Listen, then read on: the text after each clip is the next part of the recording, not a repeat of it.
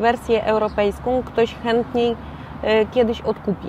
Rozumiem, że my się z tym nie zgadzamy. Jak dla mnie od razu przy zakupie myślenie o tym, czy ktoś to auto od nas odkupi, czy nie, no to jest trochę słabym pomysłem. W sensie, jeżeli ktoś kupuje auto typowo na handel, to jak najbardziej. W takim przypadku nie polecimy na przykład BMW F30, którego jest tysiące na portalach aukcyjnych w Polsce. I też potencjalni klienci mają do wyboru. Salon Polska sprowadzony z Europy i gdzieś te Stany rzeczywiście wtedy będą na samym końcu wyboru. Ale w innych przypadkach, chociażby właśnie tego podniesionego przed chwilą Jeepa Compassa, moim zdaniem jest to bardzo fajny temat. Nawiązując jeszcze do sedana, Volvo S60, fajne auto. W Polsce mało która wersja posiada 2 litry i 250 koni.